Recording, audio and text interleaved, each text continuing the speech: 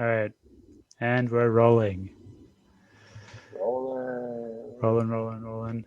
All right, welcome one and all to your Leftcom Radio Hour. My name is Uriah. I'm joined here, And as ever, by my co-host, Mr. Owen Gilbride. Mr. Owen Gilbride. Uh, so we're here to discuss the essay, A Rising Tide Lifts All Boats. Pretty significant, pretty weighty essay. Yeah. 80 pages long. Which I think makes it about twice as long as anything else we've read by Endnotes. Yeah, there's that So far. one in the last issue that was like 50 pages, I think. Which that one was actually The took quite a bit longer for me to get through because that yeah, one was extremely dry. yeah, it's Whereas this very one's very theoretical. this one is perhaps the least dry thing that we've read from Endnotes so far. Yeah, it's like very journalistic, very narrative based. Yeah, it's actually there was this one essay in NS too, which was kind of like an allegorical account of working in IT. But that one had kind of an imaginative quality to it. This one was very much documenting experiences of the writers, in a location on a specific date, witnessing actual real world events. Right. A lot of like first person references and all that kind Yeah. of stuff. Yeah, very visceral, lots of very informal language compared to what they usually present, but then they still manage to occasionally weave in more analysis and concepts. Yeah, mostly like I thought a lot of like historical analysis. I guess the big like kind of concept that they're working with that feels a bit new is the concept of abjection, which is not entirely new. I think we looked at it in the logic of gender, the last episode, the last essay. Yeah. I think that's where they introduced it, but they're looking at it more here and not strictly confined to like gender and sex, but looking at entire populations as being abjected. Right, so let's get into what this essay is actually about. It's called A Rising Tide Lifts All Boats. It's set in 2011 when the listener, may recall that there was a wave of riots that swept across the entire British Isles. I don't know if it actually swept across the British Isles, but just the UK. They talk about how it did not really impact Scotland, which historically has a much lower rate of rioting than England. But in any case, it's pretty. Even I remember that as politically unaware as I was. I vaguely have like recollections of the riots in the UK and then also in France. How about you, Owen? Do you remember that at the time? I'm trying to remember if I remember anything from 2011. Certainly I remember that there was they distinct these various riots and protests going on around the world at this time. It wasn't all just Occupy, but certainly Occupy was a manifestation, perhaps a bit later, of a more broader phenomenon, which contained the Arab Spring and the Greek protests and Right. various demonstrations in European countries and around the world. So I had a sense at the time that there was a lot of civil unrest around the world, but I didn't know the details specifically. Yeah, I didn't really know any details. I just remember hearing about just like burning cop cars in like London suburbs and French suburbs as well. Yeah, But dubstep music was getting really popular. yeah, So. that's true. I was probably too busy raving to dubstep to really be paying attention to So were the any kind of protesters, political apparently. events. Yeah, that's true. That's true. It's a bit uh, it's a bit of a shame that to think that in all the like descriptions of the street parties that are in this essay that they would have been listening to dubstep. Yeah, just if you're reading this essay, just put on some benga in the background or something and just kind of I prefer to picture think that you're there. I prefer to think that they are all listening to like I don't know, like Burial and like other I Ooh, don't know, kind yeah, of yeah, like yeah. grimy stuff. Anyways, so the essay, it's set in 2011. It's about the wave of riots that swept over the UK.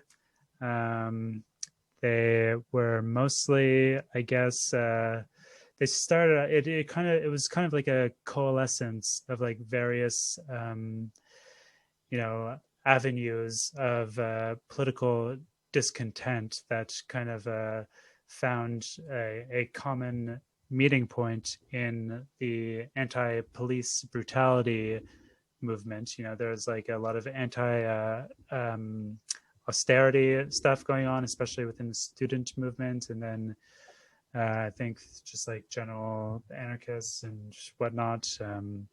You know, getting up to no good, and then a lot of there's like a few like very significant killings by the police of like black youth in like various London suburbs, and then you know that served as like the spark that set it all off, much like we saw this summer in the United States. Yeah, yeah. As we were saying before we started recording, it was like kind of eerie reading this and just how much seemed to line up. Like a lot of it, if you took away like the specific names and locations and certain details, like you could basically be describing the same situation where you have like a clear case of police brutality or like systematic injustice, which like sort of uh, brings to the surface a lot of long felt tension and protest demonstrations that grow out of that.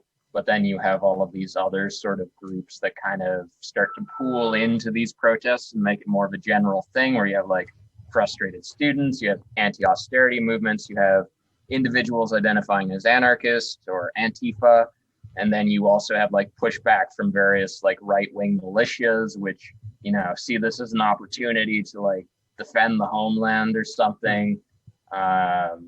So yeah, a lot of it does feel very familiar to the events of this year, obviously without the coronavirus and like certain other differences, but like a lot of it holds.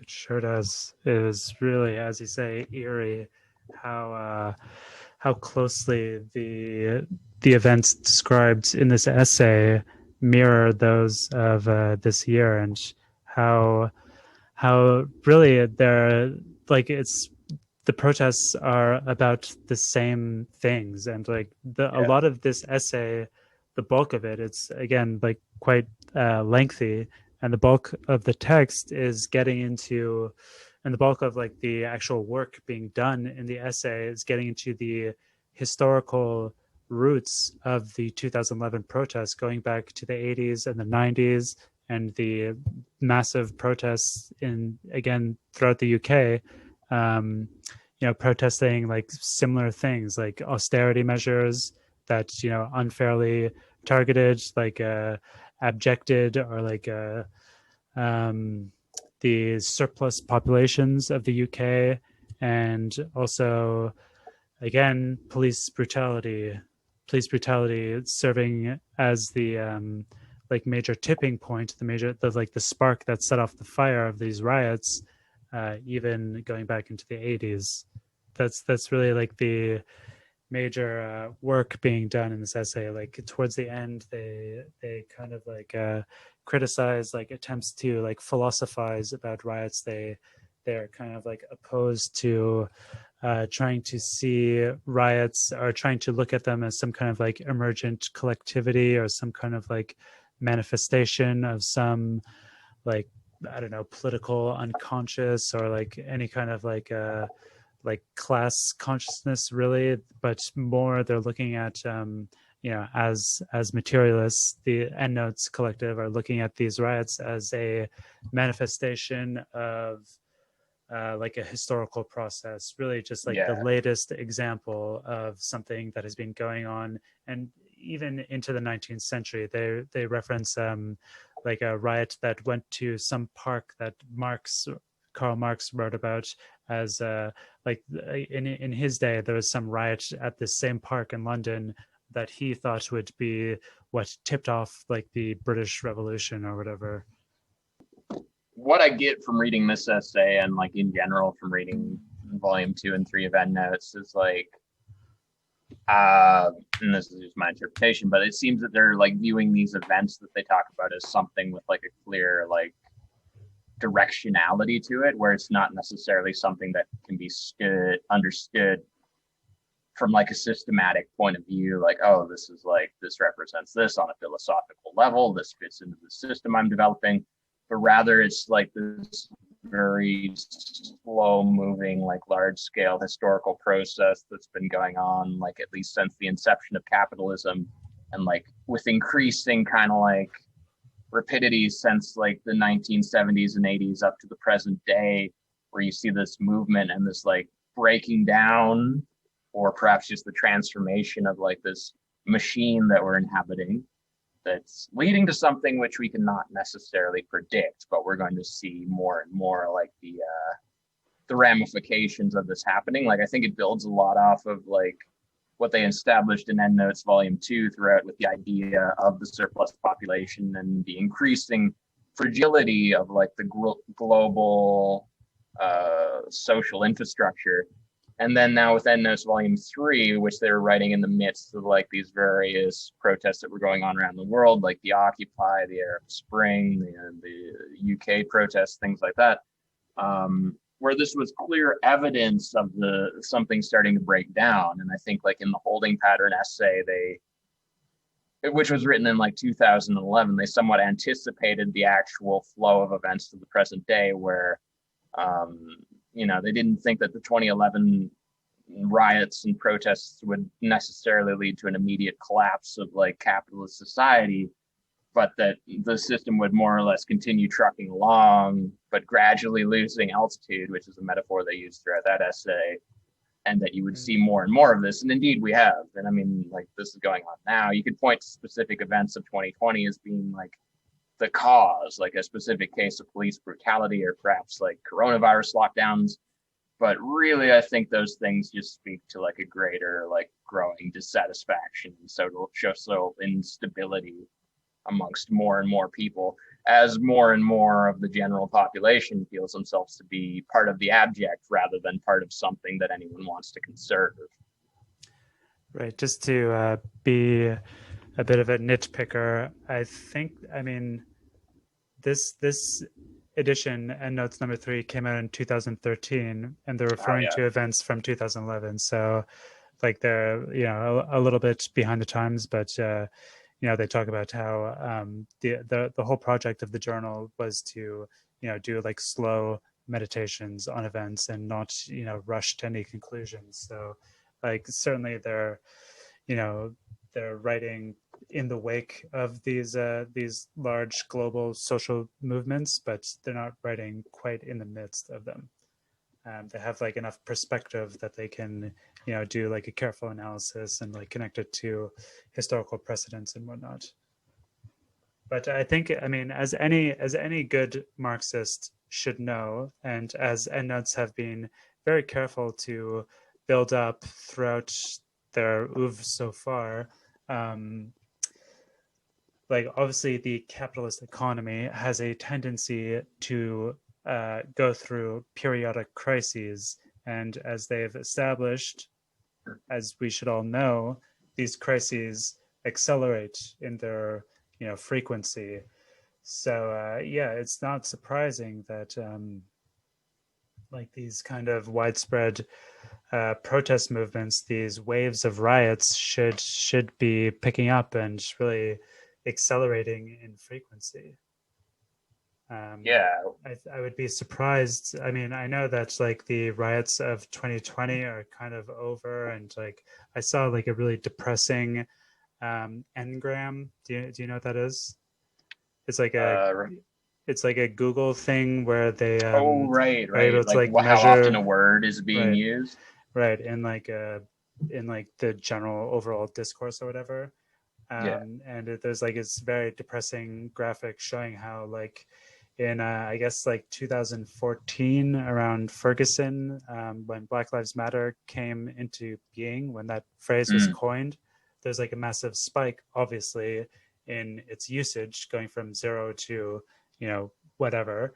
And then obviously this year again, there was another massive spike, but that spike has since like heavily declined. And basically the idea is that despite, continuing protests in Portland and other American cities, the attention has moved off of the summer of riots. But I don't think that this is going to be the end of it. I think that, the crisis is far from over. The crisis is really just unfolding, Yeah, just beginning to unfold. And, there will be more to come.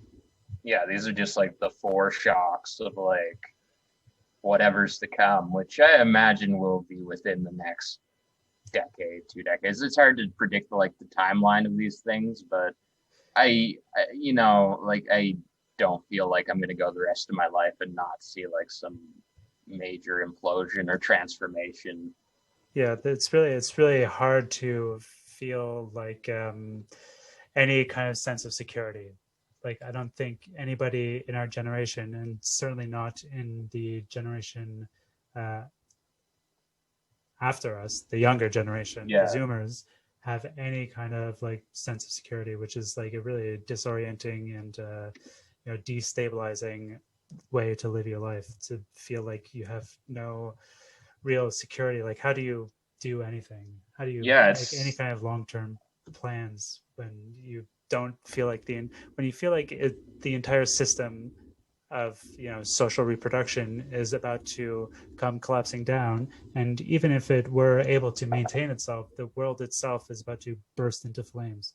yeah. Which I mean, it already literally is Yeah, that's true. starting to. I've seen so many people in the last few years that were like, like, oh, I used to not believe in global warming until like, California burned down, like Yeah, the entire West Coast was on fire. Like, I think even the creators of South Park, who were famously like global warming skeptic libertarian bros, acknowledged that, oh, perhaps we weren't right on that yeah, one.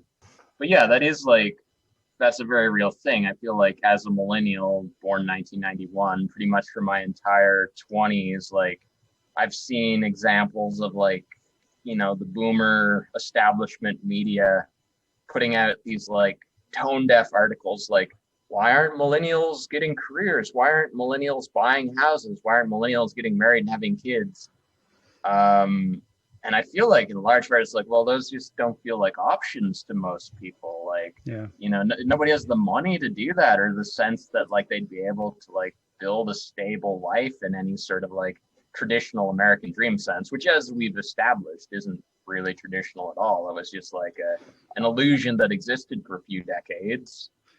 Um, and I think that sort of ties in with the current essay, because as I was reading it, like I was thinking, and not to try to like philosophize too much, which they directly encourage against or discourage against.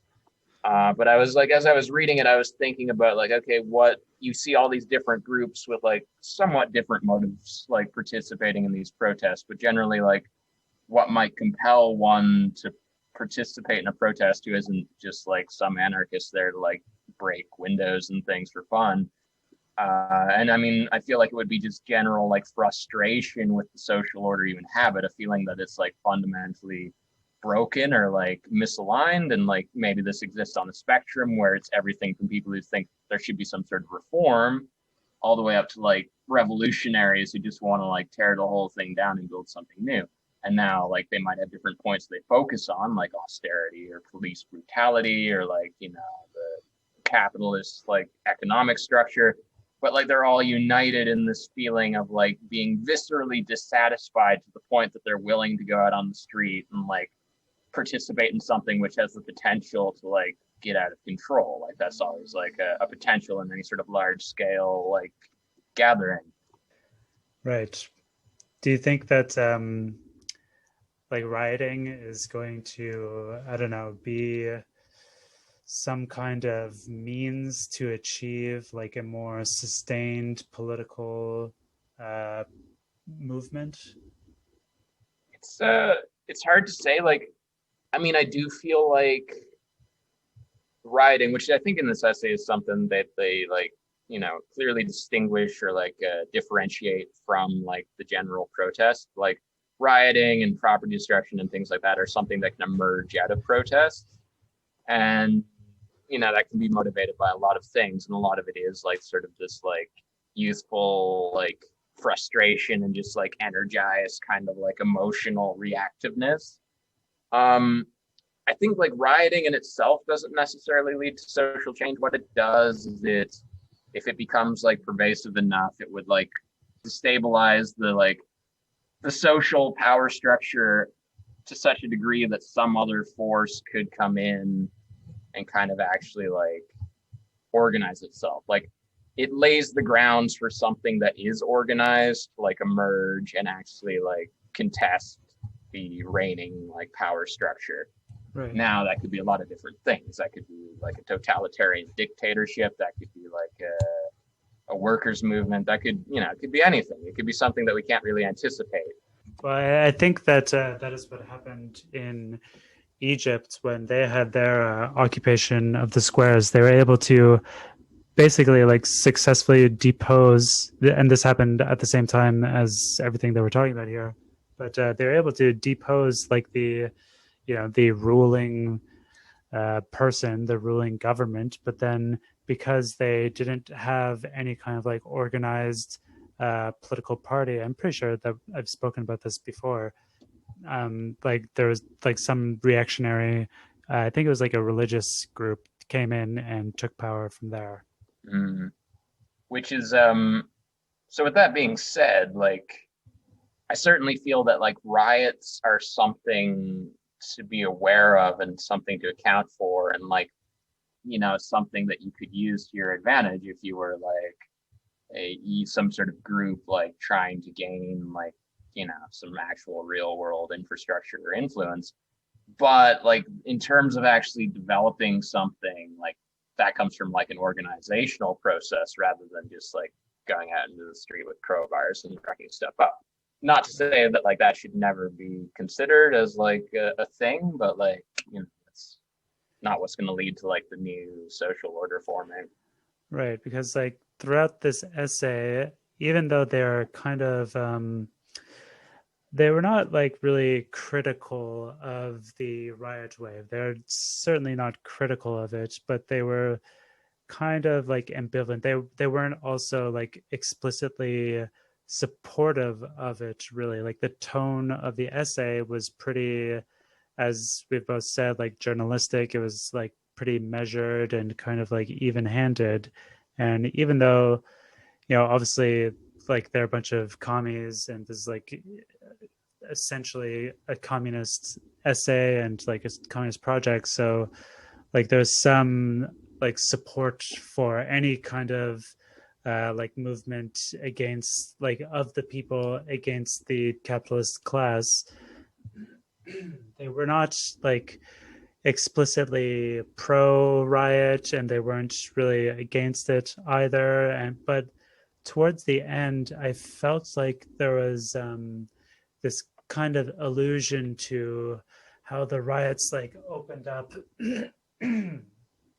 excuse me, the riots kind of like opened up like possibilities. It like Mm. exposed like a crack in the system, or it like made it cracked the system and exposed like some kind of like brief temporary new possibility in just in London itself.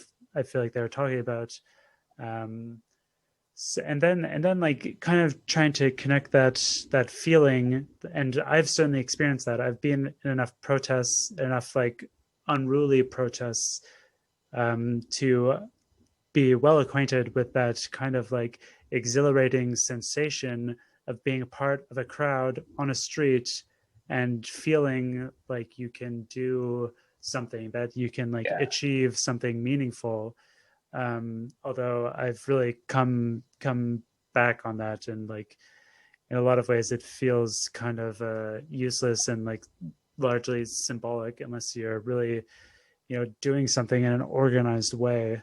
Yeah. But anyway, like to try to connect that feeling to their overall like philosophy of communization and the that specific view of revolution that they have, where it's supposed to happen all at once, and they're like from one moment to another you stop reproducing the capitalist mode of production or whatever, all these capitalist social relations, and then you're able to develop like a new way of living from there. I feel like there is like a close connection between those two moments, which is it really like I have a lot of sympathy for protesters and rioters, like activists whose a lot of their focus is on getting people out to protest, even though in some way I feel like it is not effective. But I Mm, still have sympathy for it because like it does feel effective. You know what I mean? Like it feels yeah. like that is how you can accomplish something, how you can actually affect change, like getting a bunch of people together and doing something in Y- contravention to the established system. yeah. I think this is like an important like distinction to make because you could look at something like a riot from like this completely like rationalist like point of view where it's like, oh, that clearly got messy, like some innocent people got hurt, like it's like, what if we just all sat down and talked about this and like made a plan? But I think it's also very important to recognize that human beings are by and large like incredibly irrational. Like I think we've spoken in previous episodes about how the average person, the vast majority of people, perhaps even like myself to a large degree, wakes up each day and like would prefer to have something that's stable and familiar, even if like you recognize there's lots of problems in society or even in your own life and lots of like frustrations and disappointments. You're willing to put up with a lot of unhappiness as long as it's like somewhat stable, somewhat familiar, that you can just keep doing the same thing and food and shelter will keep being available to you. Um, so to a certain degree, I think you perhaps need these like, kind of like destabilizing events like a riot or perhaps like something else that will actually push people out of that like unhappy but comfortably numb kind of like state. Like I can see the potential utility of something like a riot is that it would get a large group of people who, if they were just like going to their job at home in their apartment alone, the very same person with the same sort of like social malaise might put up with it for years or decades, even with no hope of ever like getting anything better.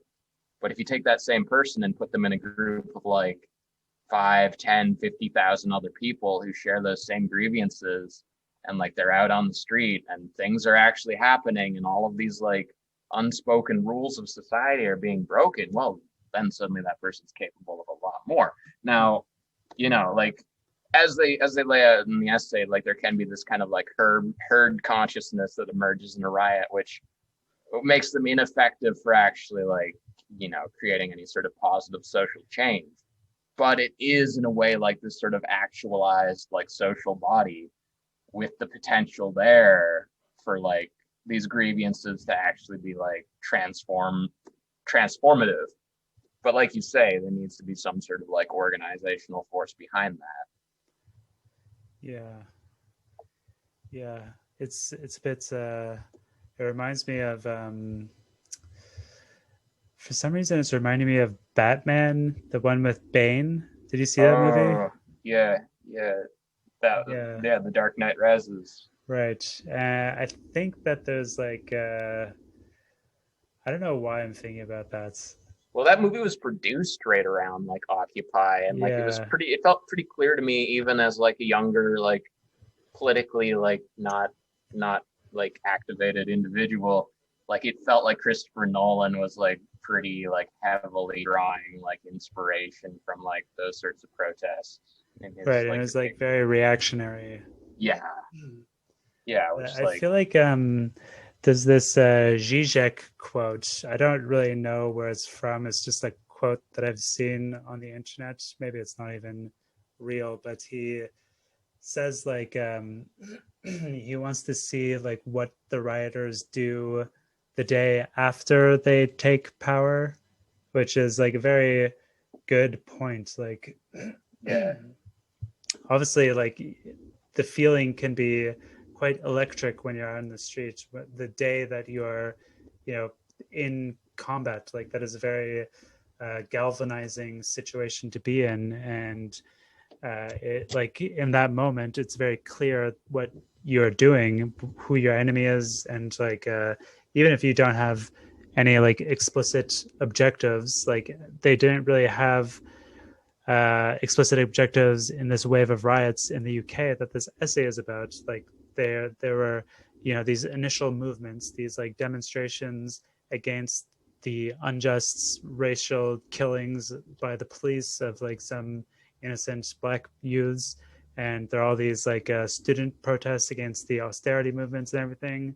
But then they, you know, coalesced, they got out of control, they turned into riots, and you know these, they're like hundreds, thousands of youths, like these abject surplus populations, you know, going around all these various British cities, smashing windows, burning things, looting, etc.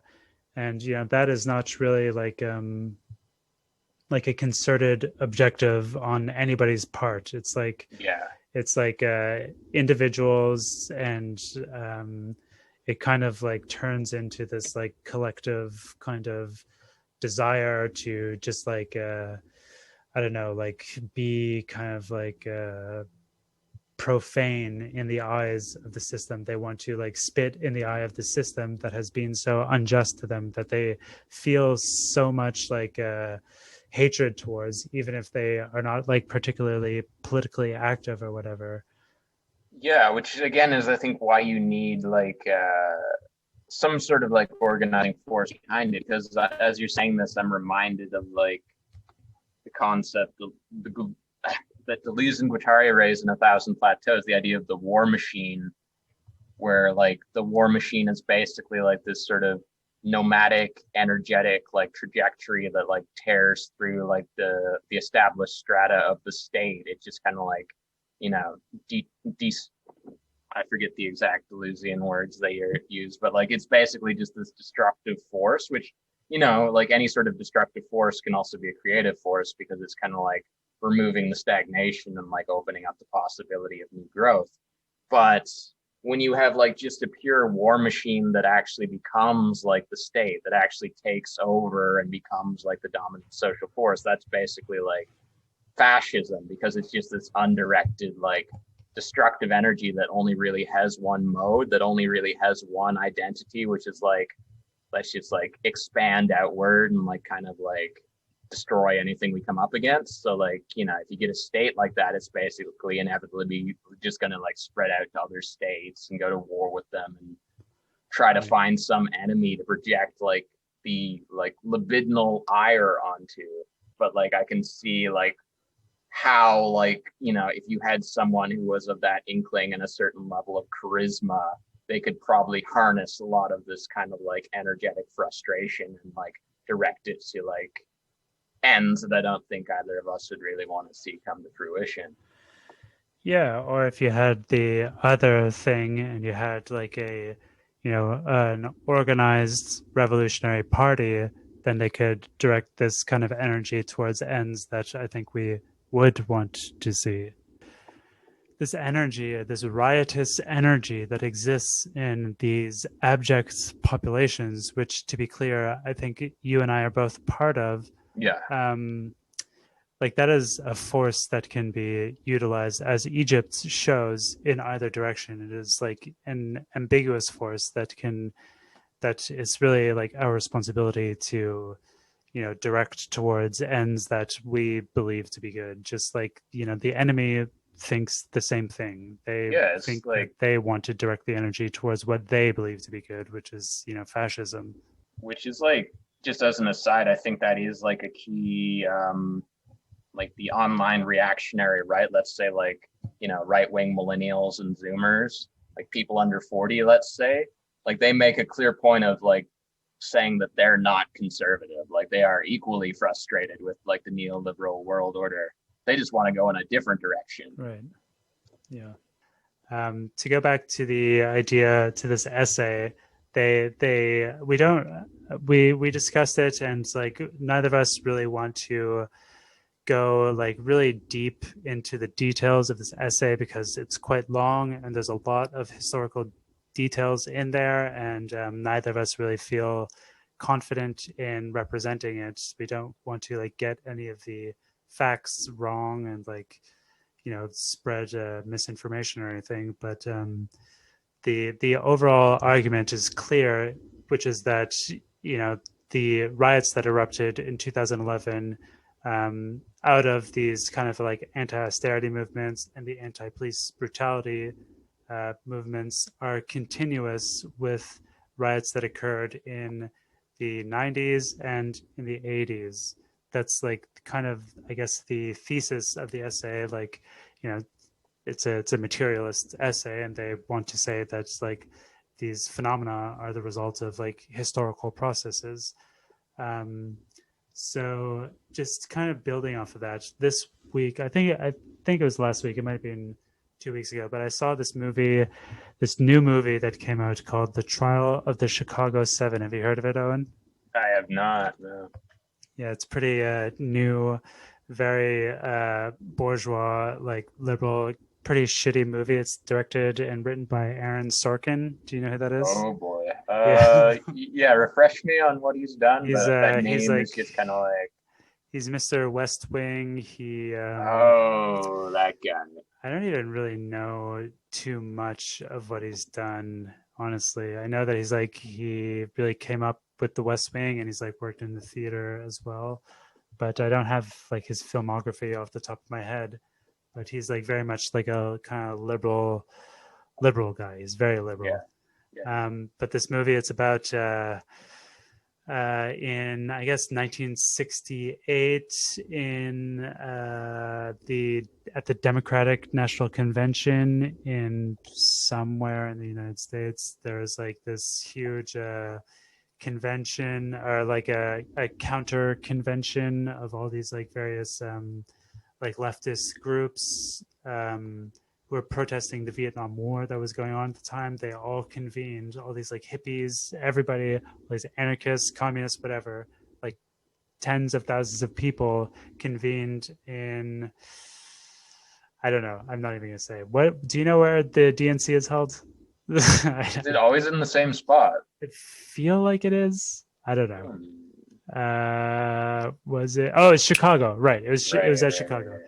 Okay, so all these hippies and whatnot, all these like degenerate leftists convened in Chicago, um, and like the trial of the Chicago Seven. It was like this big kind of like political show trial of seven people who were leaders of like various groups that like kind of like led all these people or whatever. Abby Hoffman is the one that I actually know of. Hmm. Do you know him? He wrote "Steal This Book," which I read when I was Yeah, like 12 years old. I didn't realize that. Yeah, I knew about Abby Hoffman for a long time. I, Yeah, I read Steal This Book when I was like a kid. I did not steal it. I no, me torrented it. neither. So I got it it's from the library, but anyway, so yeah, like they all got busted or whatever for leading these riots. That a bunch of people got like fucking maimed by the cops, and I think there were some deaths. Yeah. Anyway, the point that I want to make is that it's like in this movie, which is again a very shitty movie, there are these like really graphic scenes of protesters, like hippie protesters, just getting like fucking brutalized by these cops, these Chicago cops, and like I guess the whole like the thing that was on trial, the thing that they were like really discussing, trying to like get to the bottom of, is whether or not these leaders of these different groups who are responsible for the protests had gone to Chicago in order to start a riot, or whether the riot was started by the police, which is what everybody else was contending. Everybody who is not part of the status quo, who is not part of the bourgeois state, was contending. Um, So yeah, that's kind of like the issue. But like, what I want to say is that like these scenes of these poor fucking hippie protesters just getting like brutally savaged by these cops. This is very graphic, very like kind of manipulative filmmaking on the part of Mr. Aaron Sorkin. Um, like comparing that happened in 1968, comparing that to like the contemporary images that we have of like what's going on in Portland and whatnot, where you have leftists who are getting savaged as well by the federal the repressive state apparatus. But they are like much better equipped. They're like they have like helmets and like gas masks and shields and Yeah, like tactics that they picked up from Hong Kong and whatnot, like ways to like deal with smoke bombs. They have like they're like coordinated groups. It's still not quite at the level where like it's like a coordinated like political movement like being run by like a one like kind of coherent like political body and making like real demands, but at least like on the street they're like squads of people who are behaving in a coordinated way. So like comparing the summer that just passed, the riots then to the riots of 1968, I don't know how like accurate this movie is. I'm sure it's not that accurate, but like there's like a generational through line, like people mm, learned, and like the riots are developing in a sense. So going yeah, back to this essay, like there's a continuity between these riots from the 80s, and then it's in the 90s, and then the riots waves of 2011 in the UK. Um, they're all part of the same like historical trajectory, and that movement, that trajectory is continuing to this day, and the tactics of the rioters is also developing. The political awareness of the rioters is also developing. Like what has happened to the thousands and thousands of youths who participated in this mass looting? Like it's at the end of this essay there's like this very scary section where they talk about how they were able to like hundreds of specialists came in and used like the like insane like camera system of the UK to yeah, the like convict. famously like well surveillanced United Kingdom. Yeah, it's really terrifying how they're able to just like even like kids who were masked the entire time, they followed them using CCTV footage over the course of days until they like were able to spot them without a mask, and then they arrested like thousands of people. Yeah, But like of all of these people, all these tens of thousands of people across the UK who participated in these riots and gain some political consciousness, like that generation and that knowledge, that awareness is still like kind of latent within them, and it's going to continue into the next way. That is what is happening here. That is like something to be hopeful of, yeah. Which again, I think this all speaks to the the directionality of this like historical unfolding, where you can see on the one hand, like comparing like the '60s protests and the '80s protests and the contemporary protests, how as more and more people become involved and as they learn from previous protests, like they are becoming more organized. And I think like more and more you'll see it as like this positive, like sort of social identity, like as it gains more momentum, as more and more of the general population is at least sympathetic to them or like even taking part in these sort of protests, like they will begin to form more and more of a clear like structural identity. On the other hand, you have to acknowledge that like in terms of like the state trying to like maintain its control, like also it is like developing in a directional sense, like with Yeah. all the surveillance in the United Kingdom.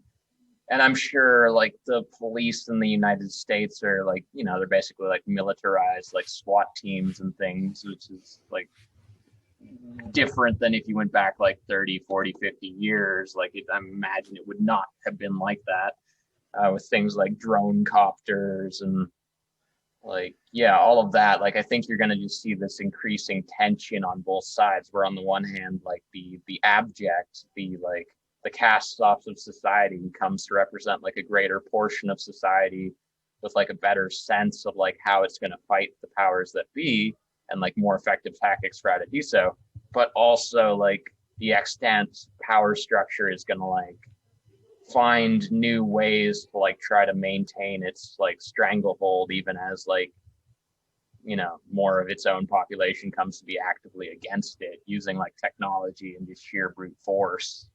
Yeah, Could it's get true. pretty ugly. Like I'm not gonna Yeah. lie, like he could get kind of violent within the next couple of decades.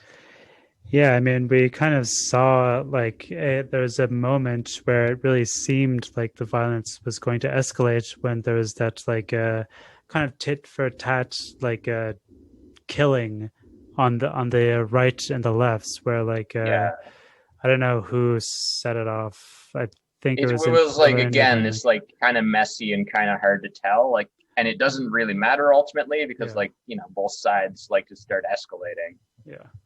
But yeah, there's like the like gun violence and like killing of the opposite side. It seemed like for a moment that was going to continue to escalate, but fortunately it doesn't seem to have, which is a good thing because we don't want Yeah, people out there getting killed.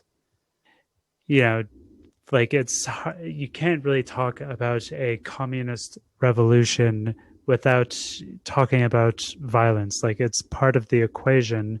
I think inevitably there are always going to be segments of the reactionary right and the militarized police force who are going to resist like the emancipation of the people, yeah, and like the bourgeoisie is going to resist as well. And so like I don't want to, I mean, we shouldn't really talk too much about this just for opsec purposes, mm, but it's like it's kind of silly. Like I mean, there's that quote, you can't have a revolution wearing white gloves or whatever.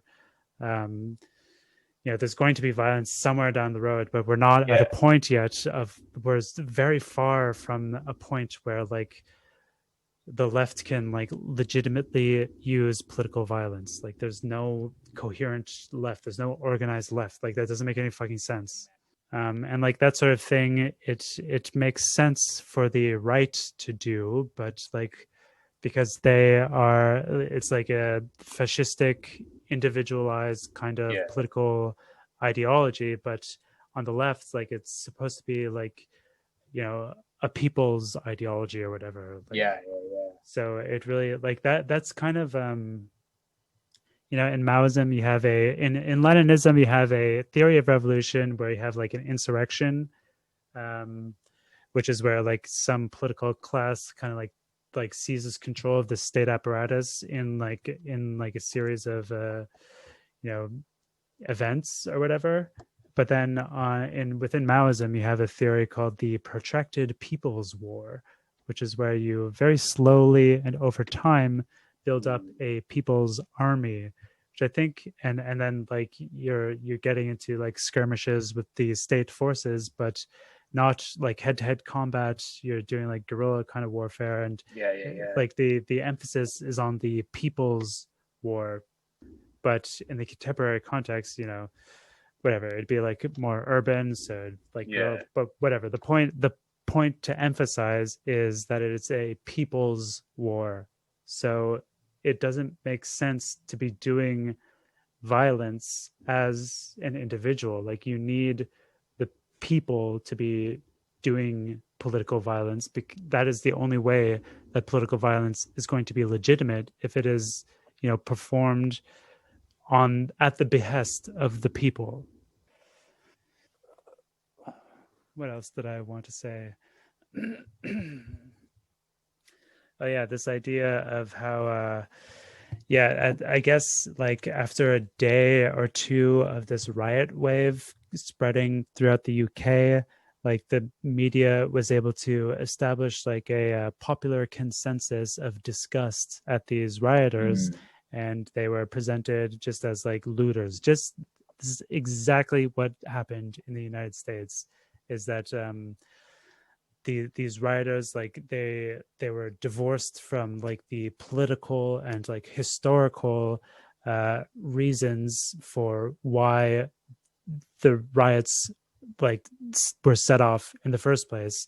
And the mainstream presentation of them was just as like a bunch of like rowdy kids who were just out for like a shopping spree basically, and were just Yeah, out yeah, for yeah. like pure chaos, which is exactly the kind of rhetoric that we saw this summer. Like Joe Biden was talking about, and obviously Trump as well, we're talking about how they're like, we have the First Amendment in the United States, and if you want to affect social change, then you have to peacefully protest. But like going out and actually, smashing a window and like stealing shit, that's not how you get shit done. And like these rioters were bringing on like the brutal repression of Homeland Security or whatever.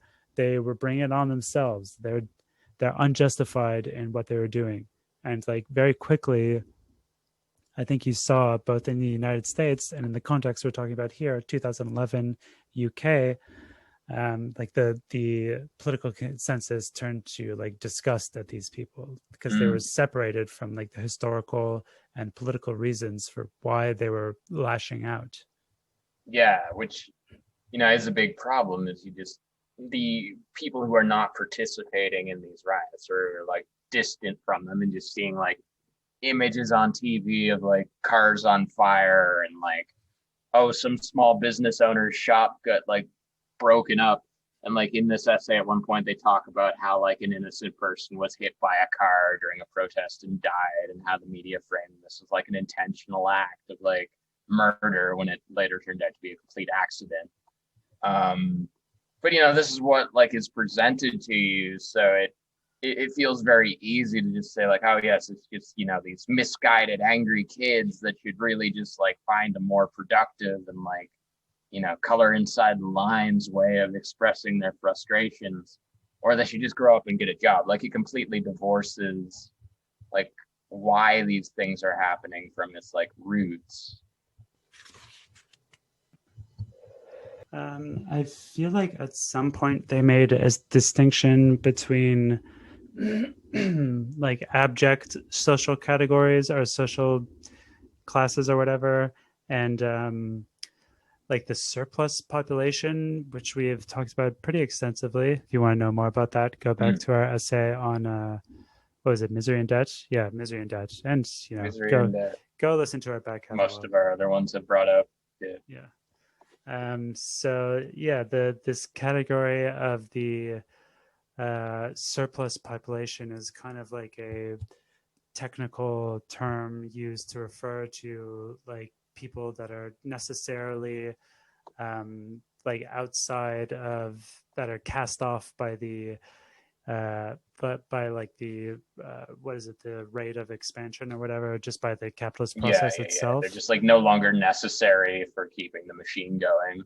Right. And then like the abject is somehow like a development of that, and it's used to I feel like there's some kind of like cultural aspect to it. Like there's something like they use it to refer, they used it in the last essay about gender to refer to like reproductive labor that no longer is fits within the mode of production or whatever. So it's used to refer to like gendered things, and it's also used here to refer to like racialized groups. So there's some like Mm. distinction between abject and surplus populations, which I think is pretty interesting. I could, yeah, I forget the exact like point they make, but just as you're saying that, like, I can kind of see a distinction where like simply being part of the surplus population, you could think of that as like an initial step where like you are no longer necessary for like the maintenance of the social infrastructure. So you're just kind of there and you're just kind of scraped by on the edges by like doing whatever work is available to you, like, working in a restaurant or the service Yeah. industry or something. So that's being part of the surplus population, but then being part of the abject is like when you've become associated with like a social class that is seen as being like directly like objectionable to like the reigning social order. Like just being part of the surplus population is perhaps more of a neutral thing, but the reality of being in the surplus population, of just sort of scraping by on the edges of society, like let's say as a large group of people in that situation, it will inevitably lead to these like phenomena where you have like, low income neighborhoods where there's just lots of like unemployed, drug using, like teen pregnancy, like, basically like they do bring up chav culture a few times here, where like they come to be seen as something that's abject, as something that's disgusting and objectionable, as something that can be pointed to as like a negative force on society. And like once it's abject, like, the reigning powers that be, like the established order, can say like, oh, why don't these, they wouldn't use the word abject, but why don't these people just like get their shit together, get a job, get cleaned up, and like start having some order and discipline in their life? Right. And they fail to acknowledge that the end result of this process of being cast off from necessary labor and like, just sort of like skirting the edges of society, like some sort of like a possum going through a dumpster looking for food. Awesome. So yeah, that's kind of how I would differentiate the two of them. Like, and often, obviously, there is like a pronounced racial aspect to it, because like it's very easy to other someone if they're part of another race. Like, as you can see with something like chavs, you can do it to your own race, obviously, or like the so-called normal race of a society. But like often, this sort of abjection will first and largely applied to another racial group, because like, there's like this easy sort of subconscious ability to other them because they look different than you. They maybe speak a different language. They're from another place. Right. Yeah, at some point they talk about how these riots were kicked off by like lumpen elements of society. The lumpen proletariat being like are below the working class in some sense. They are not they don't have any revolutionary potential because they don't have like a consistent identity or something, or I don't know, whatever. But it's supposed to compose people like criminals, people who work in the black market, people who are unemployed, like the homeless, like that sort of people, like people who are like fully, I guess, abjected by society.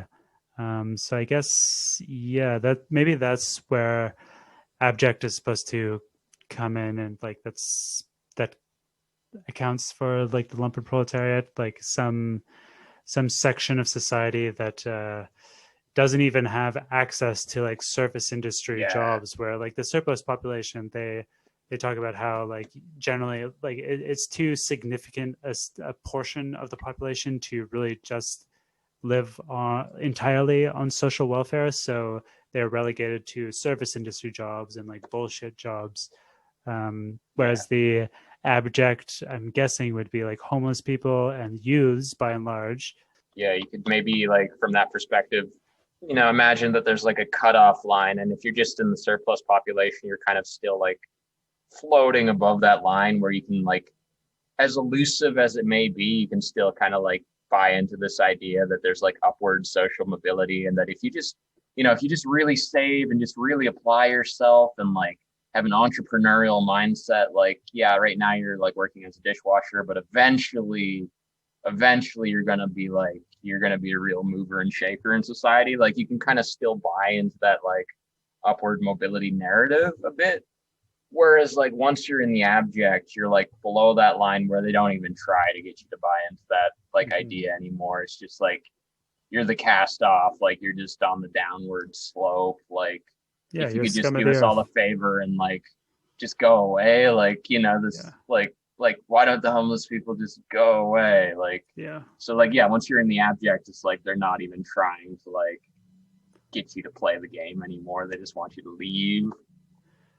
I guess the abject population tends to be like racialized youth just because of the way that our society operates. So you and I, we may be part of the surplus population, but I don't know if we're abject yet. Yeah, now that we consider it a bit more, because I feel like I could still walk into like a place of business or a job office and like drop off my resume and like still be like taken seriously. Like I might not get the job, but I'd like at least be like, oh, he has like the look of someone that would theoretically be able to get the job. Right. We both have we're both on a very clear career path of being online influencers and media personalities. Yeah, I'm working on growing my man bun so that I can be an Yes. Instagram fitness influencer. I'm working on growing my like disgusting beard so that I can be a like online wise man. Yeah, somebody needs to fill the void left by like Slavoj Žižek being canceled of being like smart communist drunken uncle aesthetic. Yeah, that's it. So That's what I'm like going for. career goals. Yeah. He has two PhDs. Zizek has like a PhD in I think like Lacanian Hegelianism or something, and then that like that really makes sense. yeah, and then like just some other general PhD. One is from a university in Ljubljana, and then the other one is from some like Parisian university. I will say that I've read exactly one Slavoj Žižek book, and it was like perhaps the most like entertaining philosophy text I've read. Like I Oh yeah, like actually laughed out loud at various points. which one was it? The Fragile Absolute. The Fragile Absolute. It's a pretty good title. Yeah, I have a few others. Like, I mean, he's certainly like I can see why he got so popular. He's certainly like a very like good writer. Right. But yeah, Anyway, we've been going for over an hour. we've gotten into Zizek talk. We must. Yeah. Yeah. All right, I'm going to do the outro. Thank Alrighty. you. Thank you, one and all, for joining us on this journey. Uh, this has been the Footnotes to Endnotes podcast. My name is Uriah Mark Chodorov. You can follow me on Twitter at the inverted form, and I upload videos quite frequently to this very YouTube channel. And my co-host here Is me, Owen Gilbride, and you can find me on the internet at my website world3.tk. That's the number three, not spelled out. Right now, it's basically just got my music albums on there. I just put a new one out like this week, so if you go on there, you can download it, and like maybe eventually I'll get it up on streaming and actually join Web 2.0 because right now my website looks like it's from like well, it used to look like it was from 1994. Now it looks like it's from like a Usenet group in the 80s. nice. But yeah, you can access it on the internet. Listen to my music, and have a communisty day. Have a Thought very I'd have better communist fun. day, everybody. See ya. Bye. Bye.